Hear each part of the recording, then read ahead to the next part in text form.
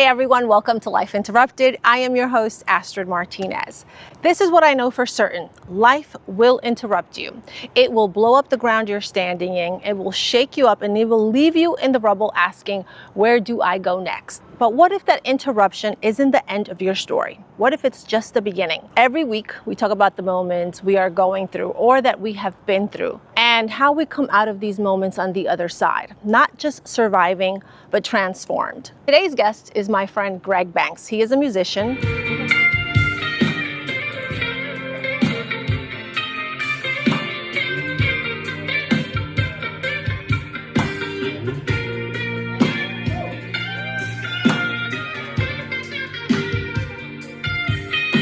We head to Brooklyn to a small cafe that really means so much to Greg's beginning.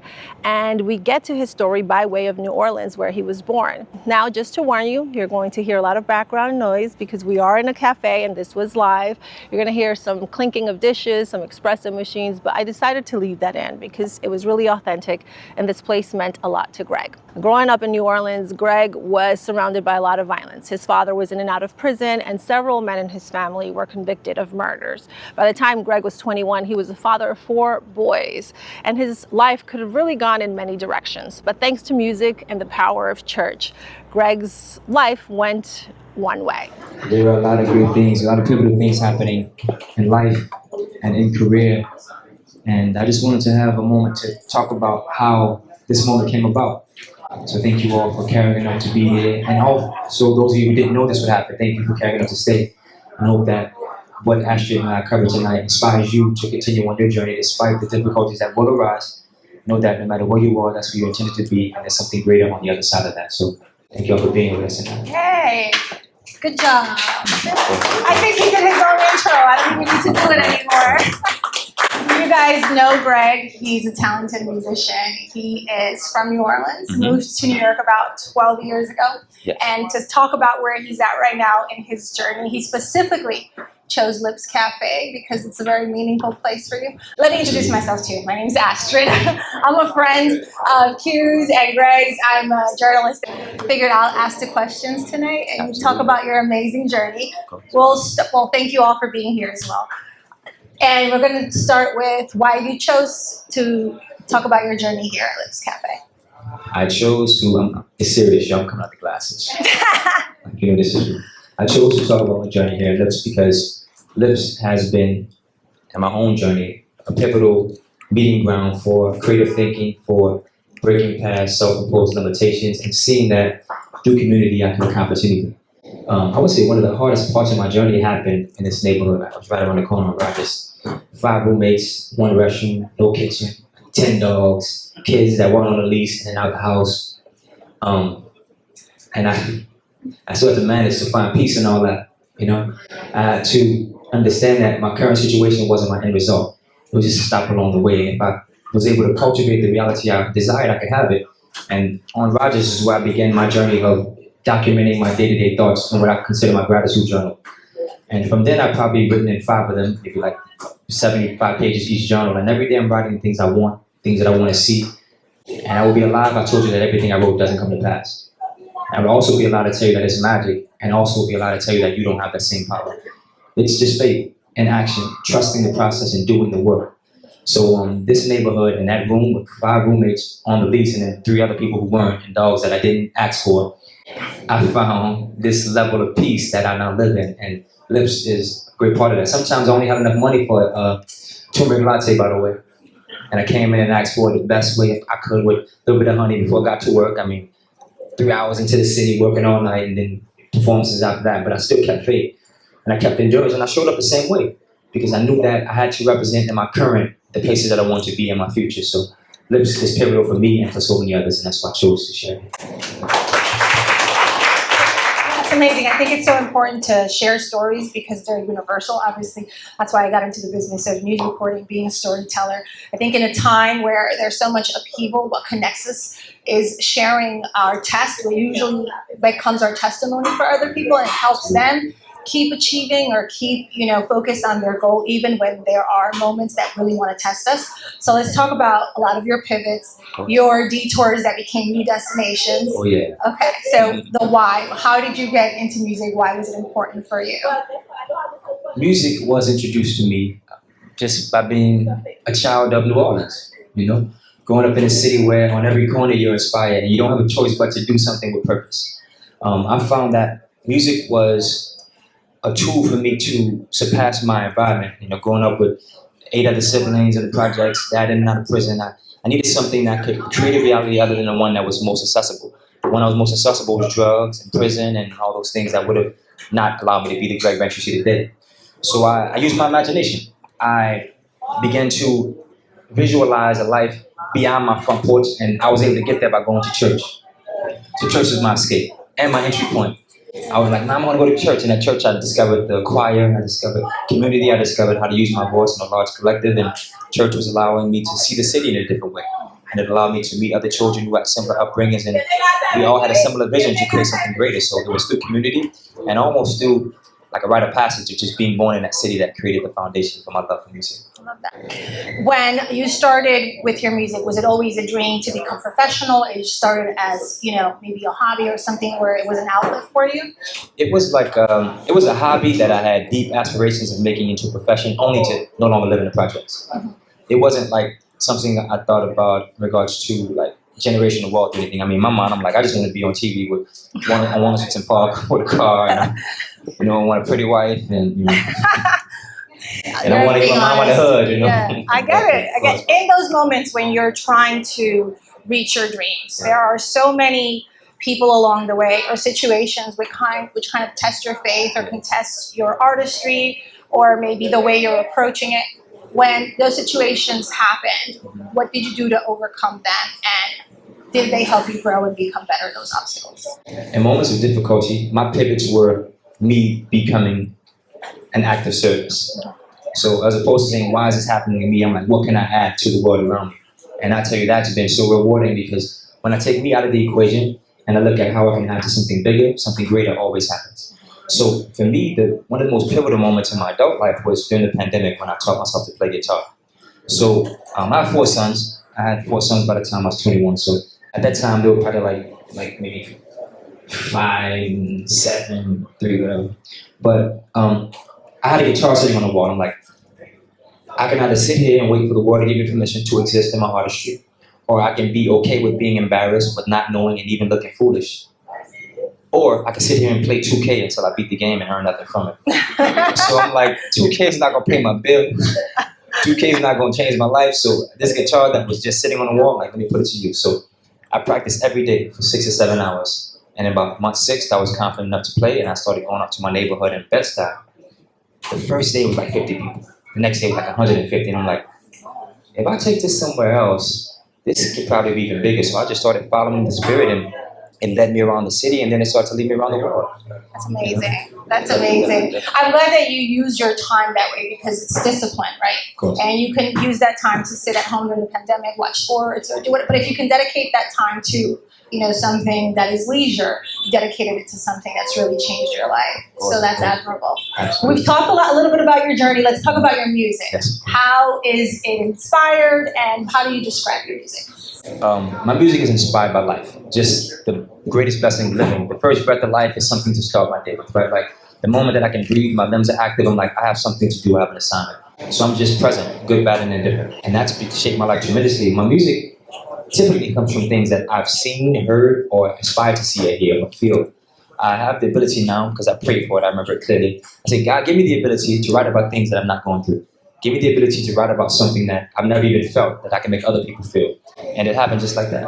So I'm just present. I'm not afraid to, sacrifice my journey for the greater good. So I'm speaking about things that affect me, that aren't necessarily personally connected to me, because I have the ability to. Like, as a musician, I could take an experience that took me 5 years to live, put it in 5 minutes, and 5 million people can understand.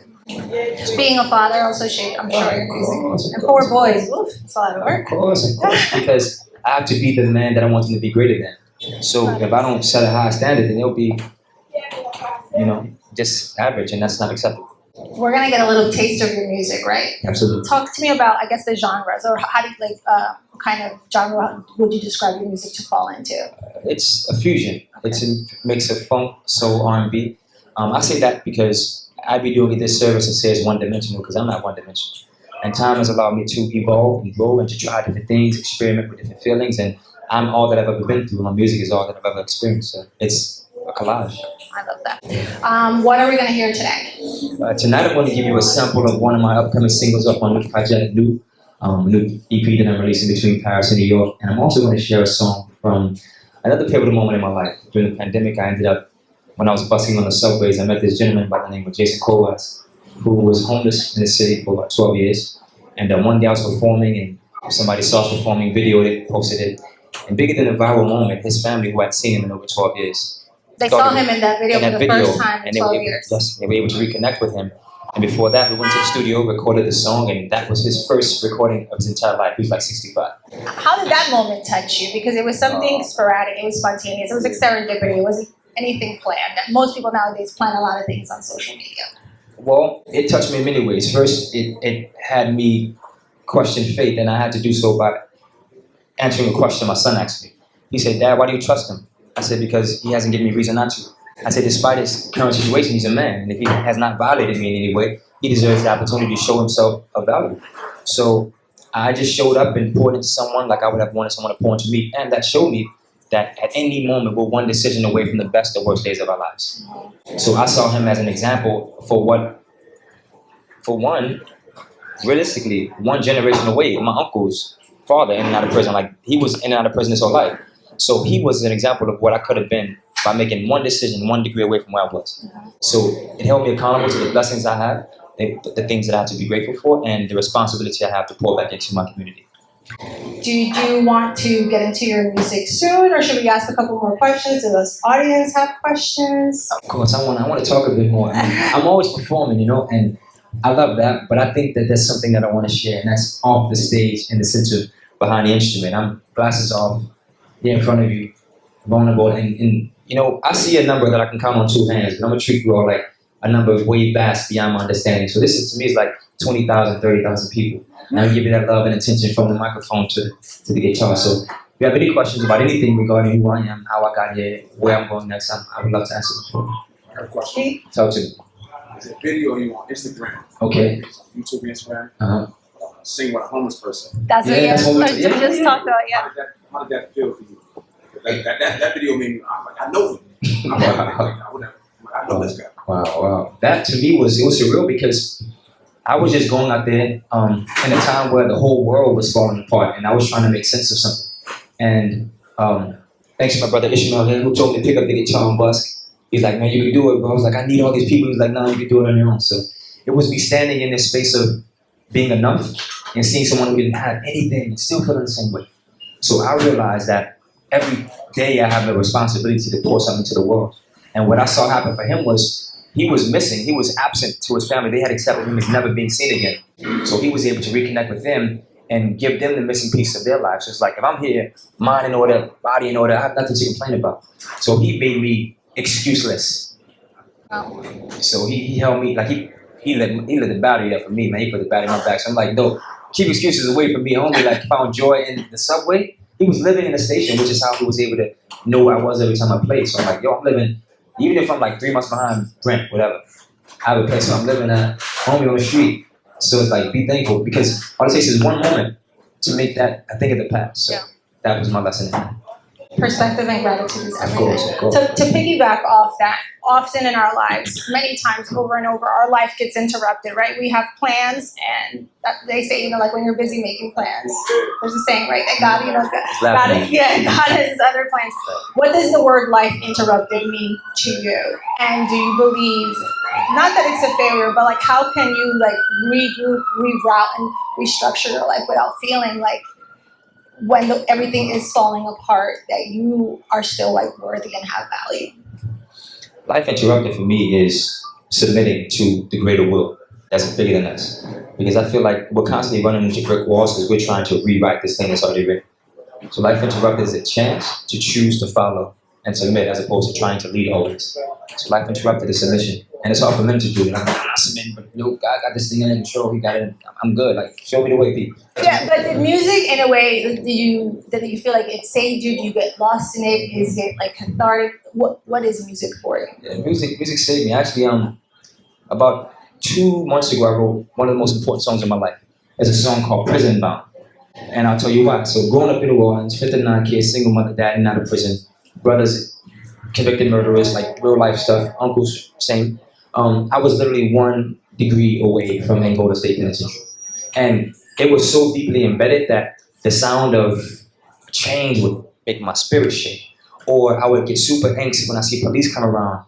Or if I was having an altercation, I'm like, well, I'm gonna take it all away because I know I'm gonna end up anyway. So it's like it was just this level of rage that was hidden behind a smile because I knew to take it there. But I'm like, why am I prepared for the worst case scenario? Why am I not preparing for paradise on earth? Why am I setting myself up for this failure? So I had this chip on my shoulder, like, I wish you would knock it off. And I'm like, but why? That's exactly what they want you to do. So I got to the point where I realized I had accepted this notion that no matter what I tried, I was always going to end up there. So music gave me the chance to see that I was worth more than that. It gave me the chance to see that I could create something from the ashes that I came from. I could create something magical from the stories I had experienced and the people who were, in some people's eyes, villains. But to me, they were guardian angels. So it gave me perspective. It gave me a chance to rewrite and tell their stories. And like my dad's back in prison. You know, my uncle, 16 years in Angola, 16 to 30, like 32, 33. And the uncle did 20 years in Angola. And like these were my mother's brothers. So it was so treacherous that it was like, don't ever go anywhere near there because these guys were. So that was really how close I was to that. So music gave me the opportunity to soar where I felt like I was chained to my environment. So I'm thankful for God blessing me with that gift to change other people's lives. Every time that you answer a question, you make me want to ask you something more. So You inspire me. talking.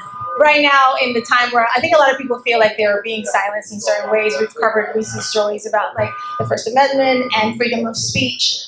How important is an artist's role to keep telling stories through music and not silence themselves or let themselves be silenced? It is the most important because we have the luxury of reaching people beyond demographic, beyond zip code, beyond geography. We can shape the world through revolution or through love. So I think even that's something I've grown to accept. Like I'm no longer afraid of my demise being my willingness to fight for something bigger. Because what am I here for anyway? Yes, my sons are a part of me. I'm there to guide them, but they don't belong to me. I'm just a conduit for them to learn better ways than I did. So I'm here to be of service. That's it. I feel like I just went to service to Max. Can we hear you sing and play? Of course. That's Thank you, guys. Thank you. Free, if I can have you, I'll set you free to fly your pretty wings, your pretty wings, your pretty wings above.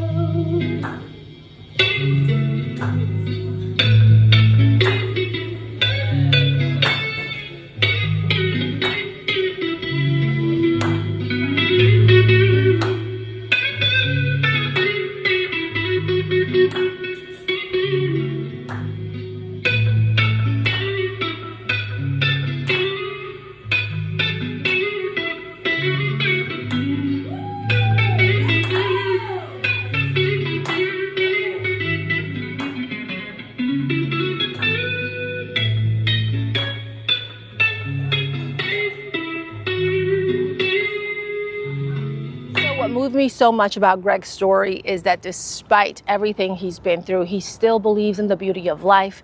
He believes in the power of God. And he still believes that no matter what you've been through, people can change. His story reminds me that you can come from chaos and still create beauty. You can come from darkness and still see the light. You can come from survival mode and still be soft. So if this episode resonated with you, please like it, please share it, and please subscribe. It really helps with the algorithm. And just to remind you again to trust the process and embrace the beauty in chaos. I'm your host, Astrid Martinez. See you next time.